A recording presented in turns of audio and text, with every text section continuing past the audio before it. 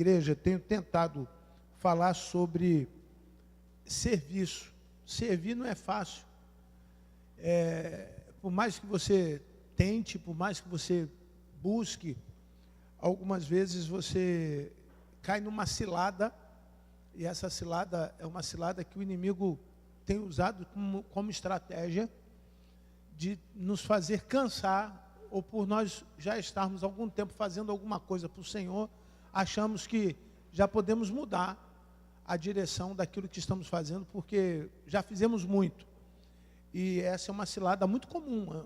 Muitos irmãos já convivendo com a igreja por um espaço de tempo muito grande, encontram-se sempre com alguma dificuldade. Você vai conversar com esse irmão, ele diz: não, pastor, eu já fiz na minha mocidade, como eu trabalhei.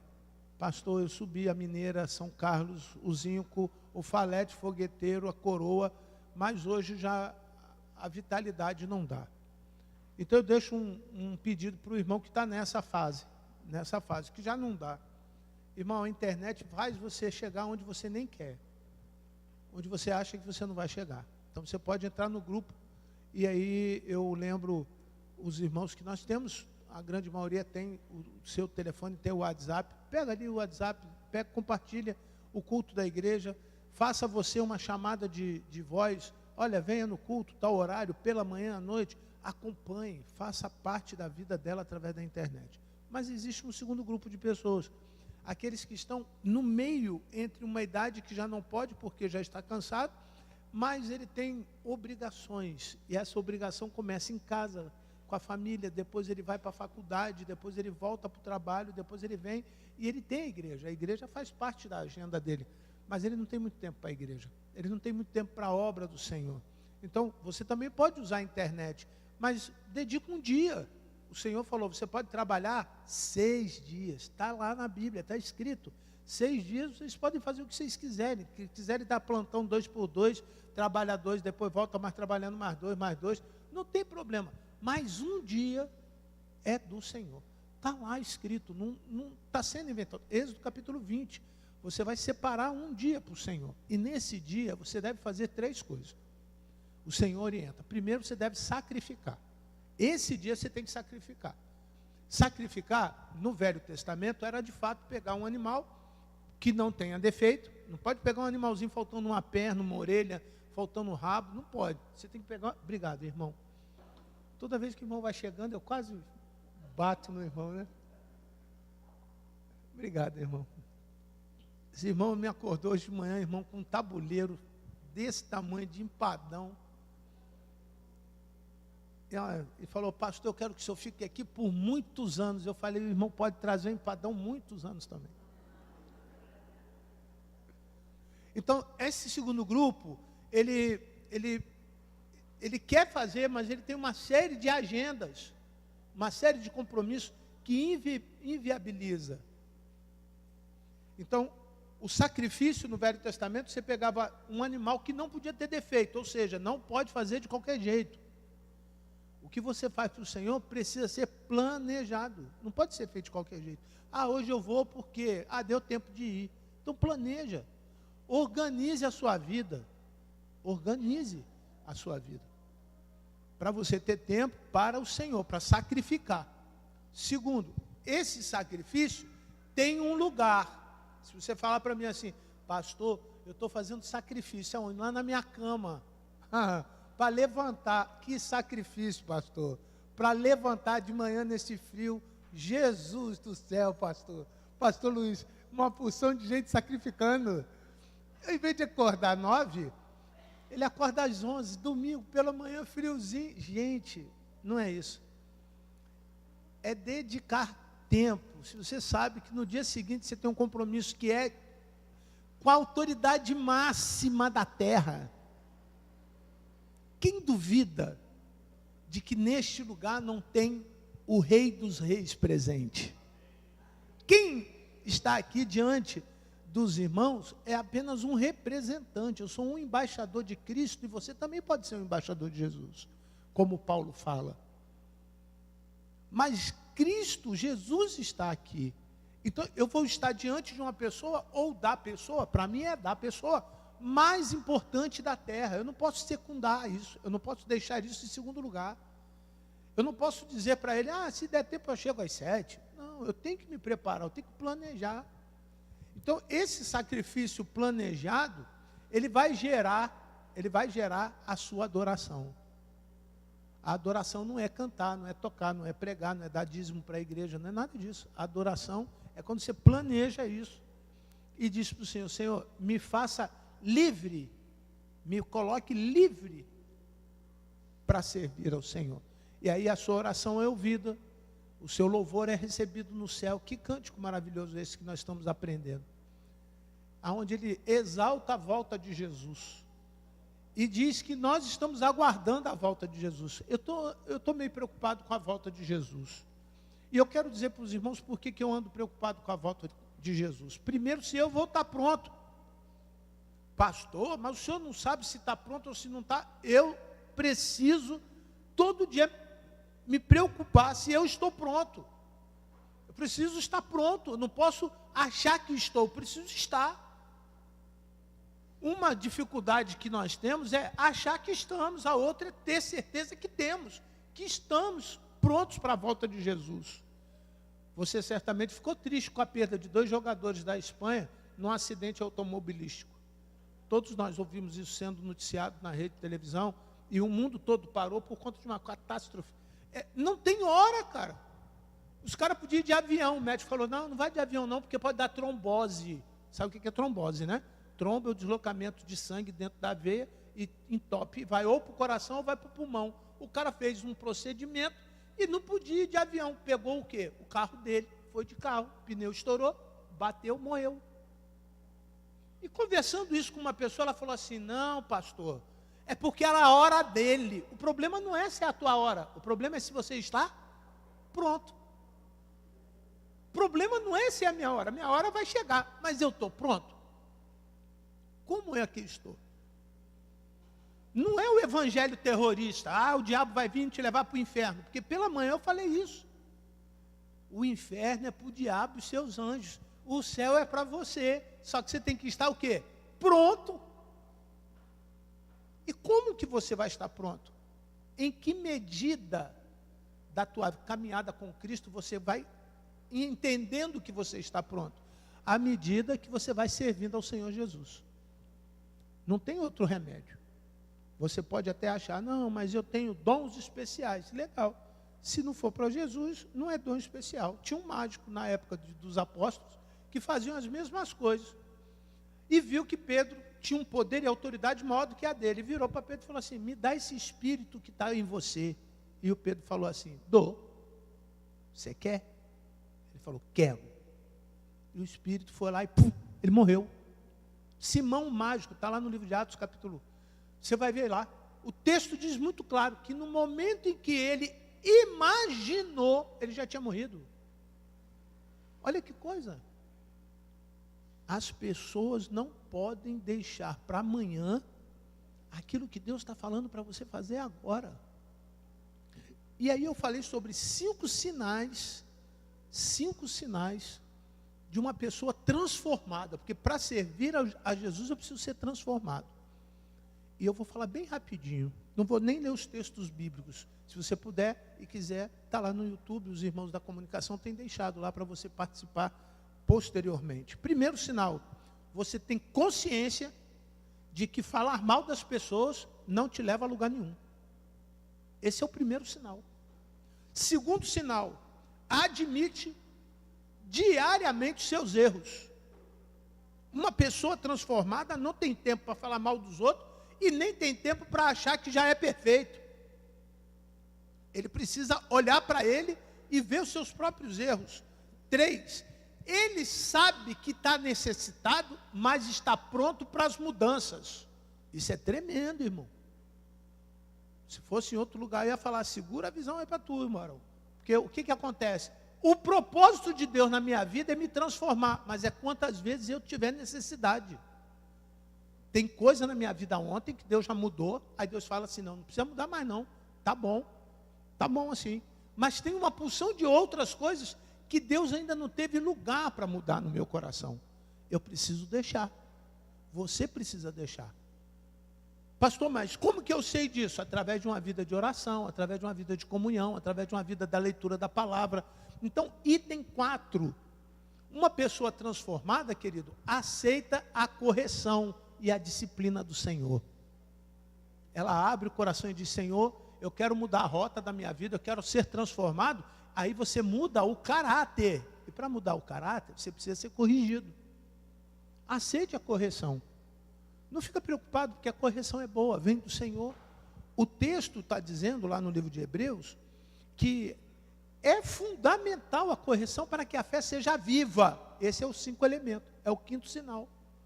Uma pessoa transformada, ela tem uma fé genuína, pura, viva.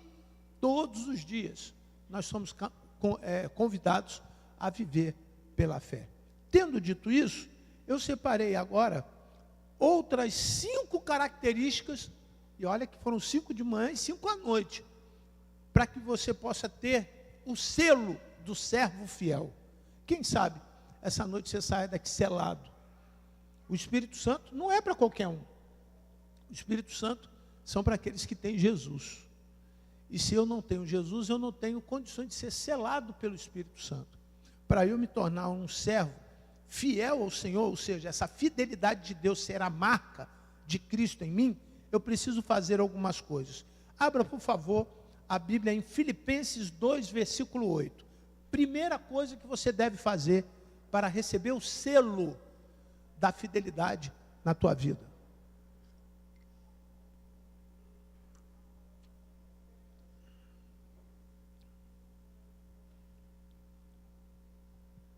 Filipenses 2,8 diz assim, podemos ler juntos, por favor? Ele se humilhou, tornou-se obediente até a morte e morte de cruz. Está se falando de quem? Jesus. Para você receber o selo, ou seja, para você ter a marca do Espírito Santo na tua vida, você precisa obedecer a palavra de Deus. Será que é fácil obedecer a palavra? Claro que não. Mas vamos dividir aqui em 2 partes. Como que eu posso começar obedecendo? Conhecendo. Eu preciso conhecer a palavra de Deus. Não é um livro. Você pode já ter lido a Bíblia várias vezes. A propósito, ela está ali embaixo. Você já pode ter lido aquele livro várias vezes. E se eu fizesse aqui uma sabatina ou uma domingueira, aquela coisa que você pensa assim, lá vem a pergunta da escola bíblica dominical. A pergunta da escola bíblica dominical. Quantos livros tem a Bíblia, segundo João Ferreira de Almeida, traduzida na versão de hoje, na linguagem de hoje? 66. Pastor, por que isso foi muito claro? Porque tem outras Bíblias que têm mais livros. Então nós estamos falando da nossa Bíblia. Nós estamos falando desse livro que você carrega, desse livro que você tem no celular, desse livro que você tem em casa. Então tem 66 livros. Uma pergunta que vai mais a fundo. Quantos são do Novo Testamento? 27. Muito bem. Quem respondeu? Muito bem. Você pode falar de qual? Os 27? De Mateus a Apocalipse. Só que eu quero que você pare de Timóteo para trás e de Timóteo para frente.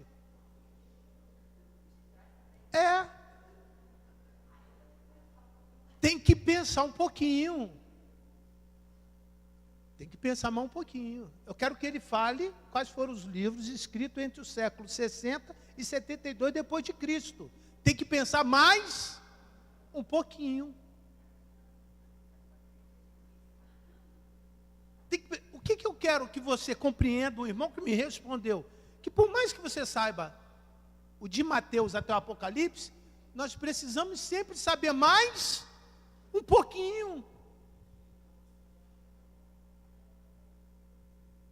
Você precisa dominar, não é superficialmente a palavra, porque o diabo conhece ela profundamente. Você precisa ter habilidade.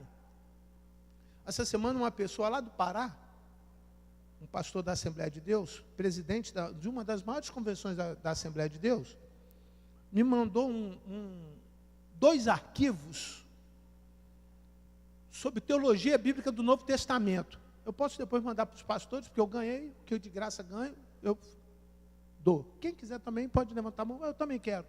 E lá tem uma parte que fala especificamente sobre as cartas que Paulo escreveu. Coisas importantes para eu entender o que estava acontecendo naquele cenário.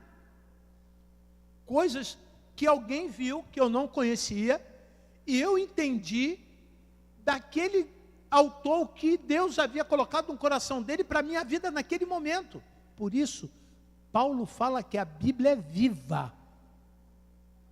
A palavra de Deus, ela é o quê? Viva, não é morta. Porque a cada dia que você abre a palavra para obedecer, Deus, de uma maneira surpreendente, fala com você de forma diferente. Pastor, o senhor não vai se cansar de ler a Bíblia? Não, irmão, não vou me cansar de ler a Bíblia.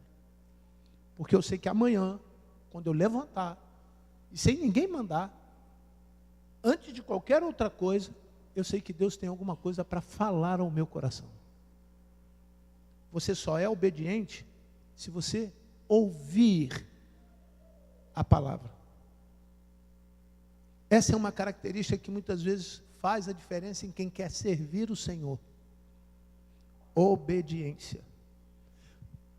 Por essa razão, nós vamos para uma segunda característica. Característica de reconhecer a dependência sua de Deus. Porque obedecer é uma relação pessoal. E penso que muitas vezes nós não conseguimos obedecer todo mundo, porque não concordamos com as pessoas. Mas, irmão, o que Deus fez para você não obedecê-lo? Pelo contrário, Ele fez tudo para que você se tornasse uma pessoa obediente a Ele. Você pode não obedecer o seu pai, você pode não obedecer a sua liderança espiritual, você pode não obedecer a lei de trânsito, você não pode obedecer às leis fiscais hoje do nosso Brasil, você pode, enfim, de alguma forma optar em viver uma vida anárquica. Sabe o que é isso? Anarquia é bagunçada, sem regras, livre de tudo. Só que tudo tem consequência. No mundo espiritual também tem consequência. Se nós não colocarmos isso em ponta de lança, ou seja, se nós não entendermos o que é isso, João 3,30, por favor, João 3,30. Abre aí. Livro de João, capítulo 3, versículo 30. Leiam, por gentileza.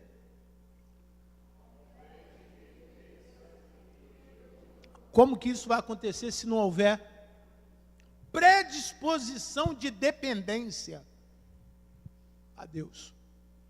Então, o que eu faço na obra demonstra para Deus uma disposição de eu depender dEle.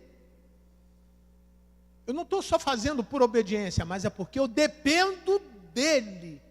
Dependo dEle para quê? Para que eu cresça? Dependa para que eu prospere? Para que eu fique curado da minha enfermidade? Não, dependa para que Ele cresça e eu diminua. Precisa haver esse espírito do que você estiver fazendo. Uma certa vez um carteiro, naquela época onde tinha carteiro ainda, né? Num determinado município, foi entregar uma correspondência. E ele chegou com a carta e leu a carta no endereço, e viu o endereço, e ia já colocando a carta naquelas caixinhas de correio, na porta da residência. No momento que ele ia colocando a carta na caixinha de correio, o dono da propriedade, saindo, falou assim: essa carta é para mim? Ele falou: está no seu endereço. E o dono da residência perguntou: mas qual é o destinatário? Ou seja, está remetida para quem? E ele leu o nome: Dona Maria José. E o dono da casa falou assim: não é aqui. Pode estar no endereço certo, mas a pessoa é errada. Queridos, qual a lição que eu tiro disso? Que muitas vezes nós estamos achando que estamos fazendo tudo certo. Estamos na igreja certa, estamos cantando no coro certo, somos diácono no lugar certo, somos pastor no lugar certo. Mas a pessoa está errada porque não há nenhuma alegria naquilo que está sendo feito. Não há nenhum prazer naquilo que está sendo feito. Não há nenhum desejo, sabe aquela coisa que você acorda e fala assim, o que eu vou preparar para Jesus para a próxima quarta-feira? Digo quarta-feira porque é a nossa referência de culto e o próximo encontro junto com os irmãos. Em outros lugares tem as células, tem outros cultos, outras datas, outros horários, mas eu estou dando a referência da quarta-feira, que é o nosso dia de culto da quarta. O que eu vou preparar? Como que eu vou me preparar para estar diante do Senhor? Eu tenho consciência, irmão, que muitas vezes a nossa autoestima espiritual está tão baixa que o Espírito Santo não chega nem perto da gente. Porque ele queria falar através da tua boca. Mas o mau cheiro, o mau hálito, os dentes estragados, aquilo que você acabou de comer, que não foi bem, que trouxe para você um desgosto, é tão grande que o Espírito Santo diz assim, não vou lá não. Hoje não. Hoje não vai sair nada dali. E Deus compreende que tem dia que nós pensamos que não era o dia para nascer. Talvez você tivesse oportunidade de fazer muitas outras coisas, mas aquele dia você não queria estar fazendo o que você está fazendo. E aí, eu queria compartilhar com o irmão 1 Coríntios 15, 9. 1 Coríntios 15, 9. Você vai falar, pastor, olha, eu hoje vou para casa e vou pensar nisso. Que também tem a pasta de dente Colgate espiritual. Vamos lá. Porque eu sou, leia comigo, por favor, igreja.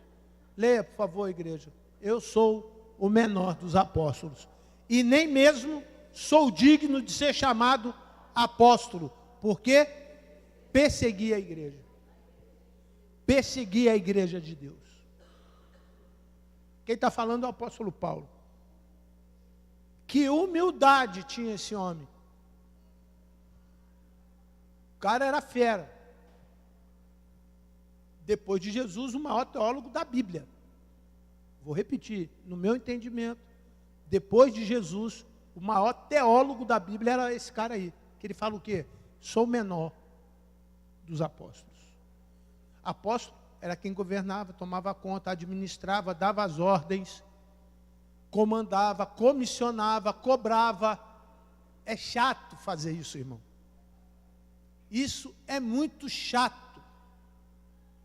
Você vê a intenção do irmão aí querendo machucar o outro irmão com crítica, com situações que são desumanas. Aí você não pode falar nada, porque senão você perde um. Em vez de perder um, você acaba perdendo os dois. Aí você fala, Senhor, quantos sapos?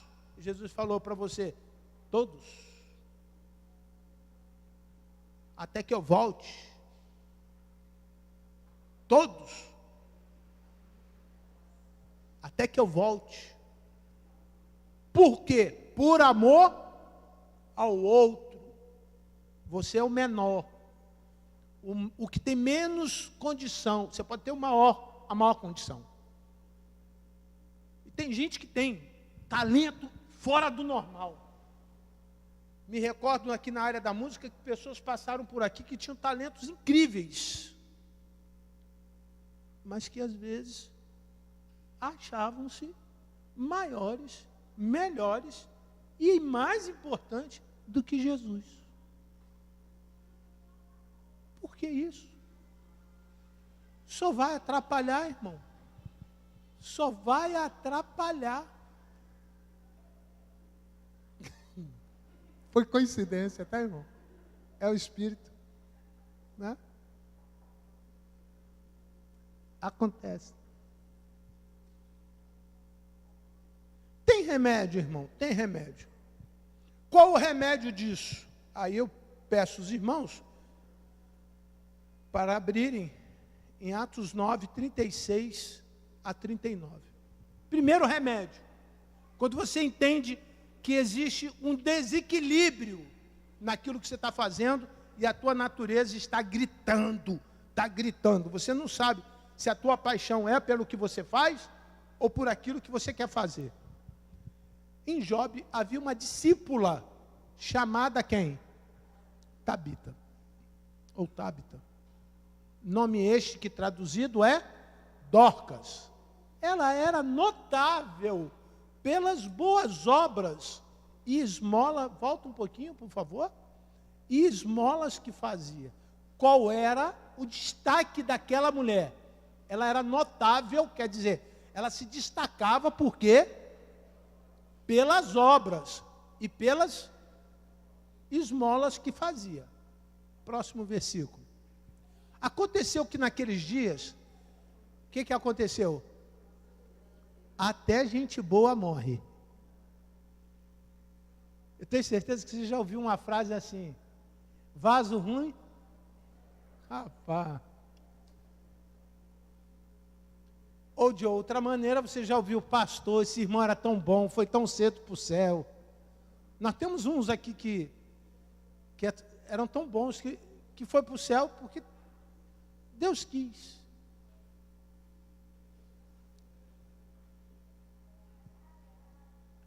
Mas ela morreu. Depois de a lavarem, tradição judaica. Tinha uma maneira para se sepultar as pessoas. Puseram o corpo num quarto do andar superior. Continue, verso 38. Como Lida ficava perto de Jope, os discípulos, ouvindo que Pedro estava ali, enviaram-lhe 2 homens com o seguinte pedido. Olha que coisa, irmão. Vai lá no Pedrão, irmão Pedro, avisa ele que Dorcas morreu. E eles saíram com a mensagem: não se demore em vir até nós, pedindo para Pedro ir lá visitar onde está a pessoa morta. Ela estava morta. Amém? Você crê nisso? Amém? Segue o texto. Pedro se apoderou, aprontou e foi com eles. Quando chegou lá, eles o levaram ao quarto do andar superior. Todas as viúvas o cercaram, chorando e mostrando-lhe túnicas e vestidos que Dorca tinha feito enquanto estavam com elas. O que Dorca tinha dado para as viúvas? Roupa. Versículo 40. Mas Pedro mandou que todo mundo saísse, ajoelhou-se e orou. Depois, voltando-se para o corpo, disse: leiam, por favor. Leia com fé. Não leia por ler, não. Se não tiver fim de ler, não lê, não. Leia com fé. Olha o que está escrito ali. Tabita, levante-se. Ela abriu os olhos e, vendo Pedro, como que ela estava? Morta. Como que alguém morto ouve, senta, abre o olho e certamente fala? Como que uma pessoa que estava morta passa a ter vida? Por que será que isso aconteceu?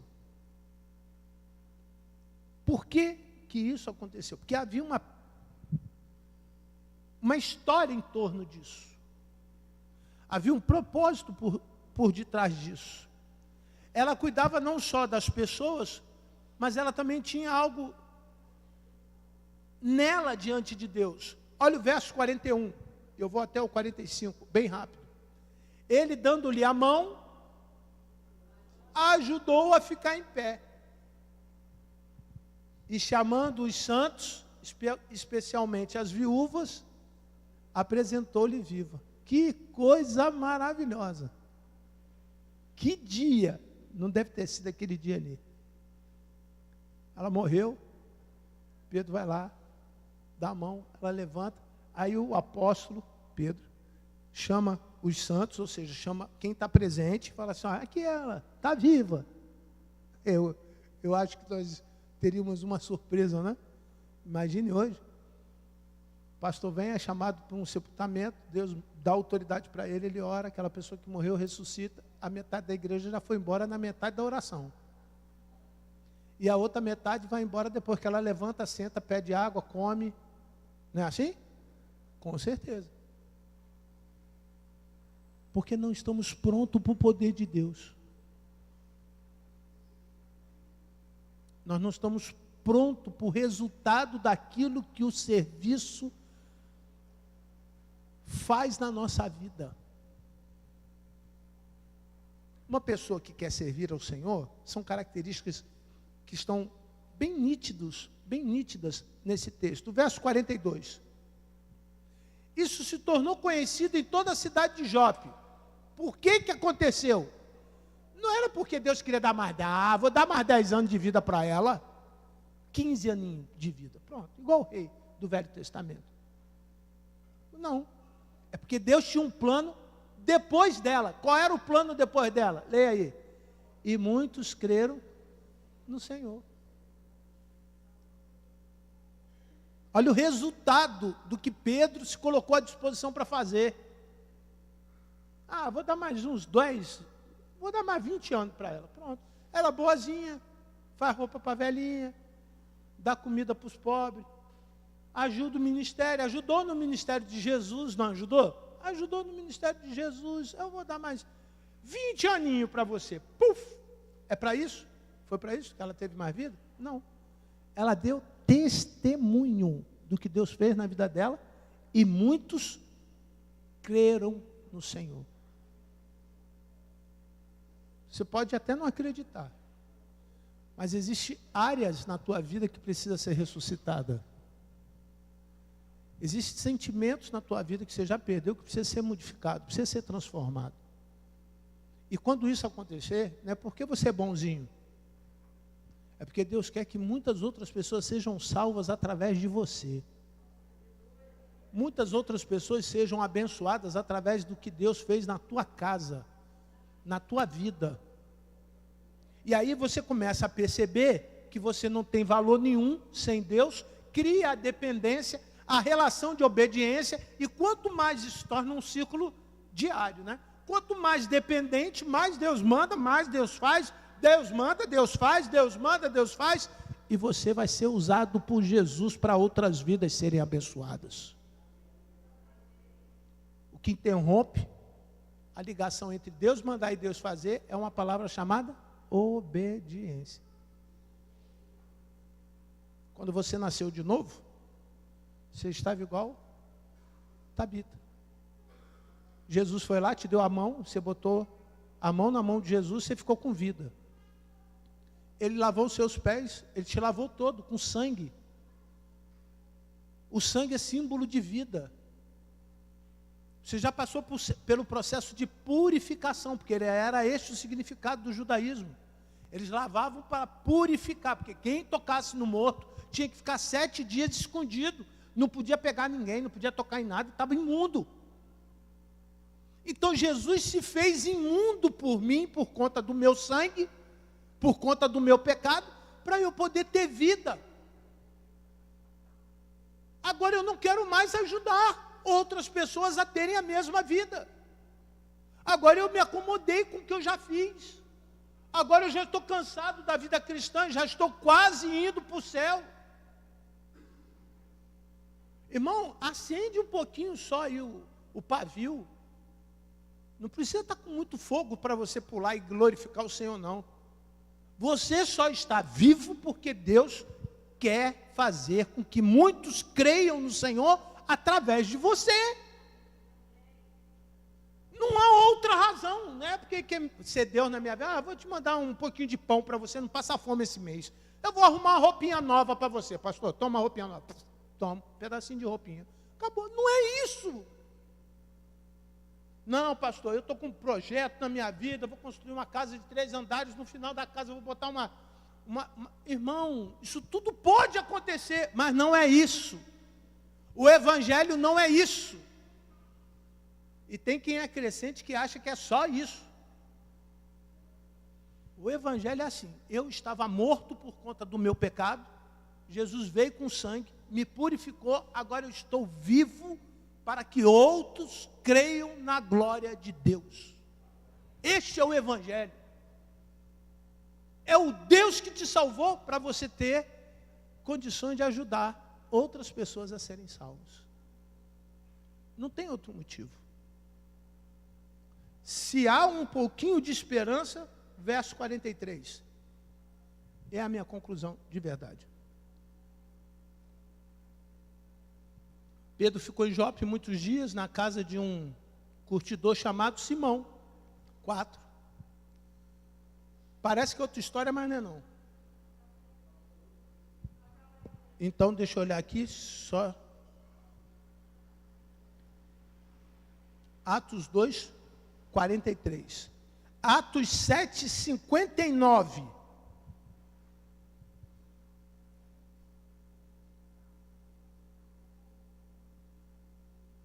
Enquanto o apedrejavam, lembra de quem estava ali falando? A repercussão da história de lá chega aqui. Estevão oravam dizendo: Senhor Jesus, recebe meu espírito. 60. Então, ajoelhado, gritou bem alto: Senhor, não os condene por causa desse pecado. E depois ele disse isso e morreu. Feche os seus olhos. Não traga, Senhor Deus, peso nenhum à tua igreja, mas traga liberdade espiritual ao teu corpo, Senhor. Nós pedimos ao Senhor para que o Senhor avance na nossa vida naquilo que a desobediência fez ficar atrasado. O Senhor coloque, Senhor Deus, o ponteiro mais para frente, para que o tempo de Deus alcance as pessoas que aqui estão, e que eles conheçam o teu poder, e que eles conheçam o Senhor, que eles possam serem abençoados por ti, em nome de Jesus. É o que eu lhe peço, ó Deus, e oro hoje e sempre. Amém. Continue com a sua cabeça baixa. Quem sabe o Espírito Santo esteja te incomodando nesse momento, para que esse pavio que aparentemente está apagado, ele volte a ter a chama viva, aleluia, do Espírito Santo na tua vida. E você saia daqui com desejo de ser transformado, com desejo de ser diferente, cheio deste fogo que vem do céu, que vem aquecendo a sua vida, para ser um servo obediente ao Senhor Jesus. Se você deseja, querido, usar como testemunho vivo a sua alegria de servir ao Senhor, eu peço para que você fique de pé, em nome de Jesus. Coloque-se de pé e diga: Senhor, eu entendi o que eu preciso fazer, eu preciso de ajuda, eu preciso do teu Santo Espírito atuando diretamente no meu coração, para que a tua graça, o teu amor e tudo aquilo que o Senhor tem para fazer na vida das pessoas que estão à minha volta, Deus abençoe a cada um dos irmãos. Deus abençoe.